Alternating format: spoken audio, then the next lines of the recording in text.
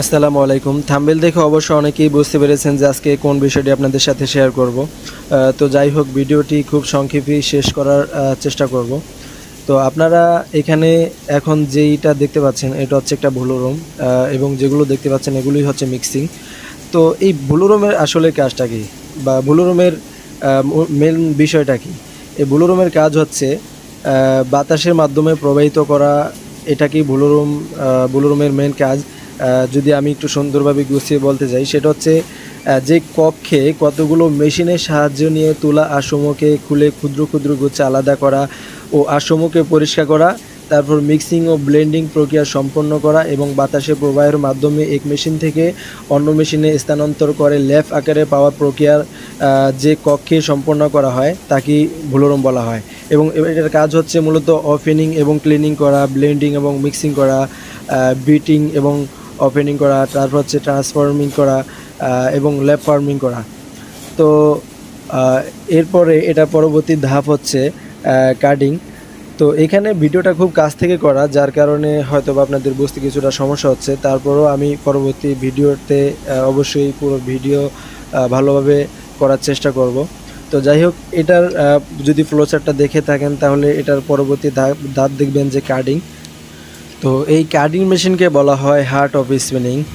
Yarn বা সুতা তৈরির কাটিং মেশিন প্রত্যক্ষ এবং গুরুত্বপূর্ণ ভূমিকা রাখে। কাটিং মেশিনের প্রধান কাজ বলতে গেলে এটি প্রত্যেকটি ফাইবারকে এক একটি স্বতন্ত্র ফাইবারে রূপান্তর করে এবং ফাইবারের ভেতরে নেভস এবং ময়লা দূর করে। স্পিনিং মিলে ব্লু রুমের পরেই কাটিং মেশিনের অবস্থান। ব্লু রুমের ফাইবারের ভেতরে ময়লা পুরোপুরি পরিষ্কার করতে পারে না, তাই কাটিং মেশিন ব্লু রুম থেকে আসা ফাইবারকে আঁচড়ানোর মাধ্যমে ফাইবারগুলোকে সমান্তরাল একক আঁশের পর্যায়ে নিয়ে আসে এবং এতে ফাইবারের ভেতরের সব ধরনের ছোট বড় ময়লা পরিষ্কার হয়ে যায়। তো এই কাটিংয়ের পরবর্তী ধাপটাই হচ্ছে ড্রয়িং, এবং ড্রয়িং হচ্ছে দুটা ড্রয়িং আছে এখানে, ব্রেকার এবং ফিনিশার, যেটা তৃতীয় ধাপে ব্যবহার করা হয়।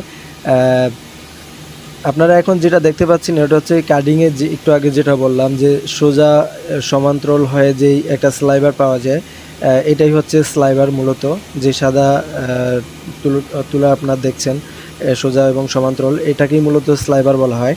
তো এই কাটিংয়ের পরে তৃতীয় ধাপে সেটা হচ্ছে ড্রয়িং মেশিন। এবং এইটা যেটা আপনারা দেখতে পাচ্ছেন এটা হচ্ছে প্রথম ড্রয়িং, যেটাকে ব্রেকার বলা হয়। তো ড্রয়িং মেশিনের মূল কাজটা কি? ড্রয়িং মেশিনের মূল কাজ হচ্ছে স্পিনিং মিলের সুতা তৈরির জন্য ড্রয়িং মেশিন তৃতীয় পর্যায়ে বা এই তৃতীয় ধাপে মেশিন ব্যবহার করা হয়। সাধারণত কাটিং মেশিনের পর ড্রয়িং মেশিন ব্যবহার করা হয় এবং মূলত কাটিং স্লাইবের আঁশগুলোকে টেনে সমান্তরাল করে নতুন ড্রয়িংয়ে স্লাইবার তৈরি করে। সুতা তৈরি করার জন্য প্রতিটি আঁশ যেমন আলাদা করা দরকার, তেমনি প্রতিটি আঁশকে পরস্পরের সাথে সমান্তরালভাবে সাজিয়ে নেওয়া খুবই প্রয়োজন। আপনারা যদি লক্ষ্য করেন তাহলে অবশ্যই দেখবেন কাটিংয়ের যে স্লাইবারগুলো ছিল সেগুলো এলোমেলো এবং বিক্ষিপ্ত অবস্থায় ছিল, আর এটাকে আরও সোজা ও সমান্তরাল এবং শুষ্ক করার জন্যই মূলত ড্রয়িং ব্যবহার করা হয়। তো ড্রয়িংয়ের পরে আপনারা এখন দেখতে পাচ্ছেন এটাই হচ্ছে রোটর মেশিন, এবং রোটর স্পিনিং পদ্ধতিতে সাধারণত মোটা সুতা প্রস্তুত করা হয়।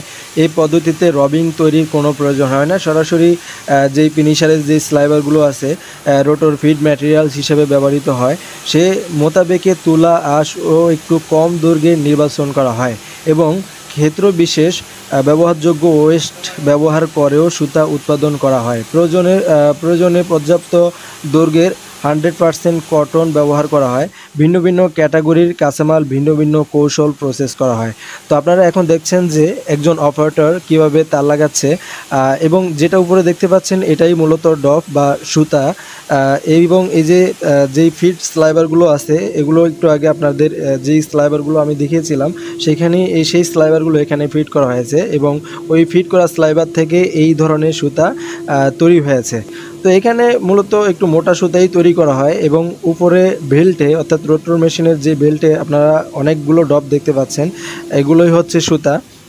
তো এবং এই সুতাগুলো প্রসেস সম্পূর্ণ করার পরে এই বয়লারে এটা হিট করা হয় যাতে আরও নমনীয় হয় এই সুতোগুলো এবং শক্তি গুণগত মান বৃদ্ধি পায়। তো এটা আসলে খুব সংক্ষেপে আলোচনা করা হয়েছে, এগুলো আরও বিস্তারিত আলোচনা করলে হয়তো আপনারা পুরোপুরি ভালোভাবে বুঝতে পারবেন। তো এখানে প্রত্যেকটি ফ্লোচার্টে যেগুলো দেখতে পাচ্ছেন যে ব্লু রুম, ড্রয়িং, প্রথম ড্রয়িং, দ্বিতীয় ড্রয়িং এবং রোটর স্পিনিং, এগুলো সব কয়টা প্রসেস আপনাদেরকে আমি ইতোমধ্যে দেখিয়েছি। যদি তারপরেও আপনাদের মনে হয় যে আরও বিস্তারিত আলোচনা করলে আপনাদের জন্য সুবিধা হবে তাহলে অবশ্যই আমি আলোচনা করার চেষ্টা করব। আজকের ভিডিওটি এই পর্যন্তই, ধন্যবাদ।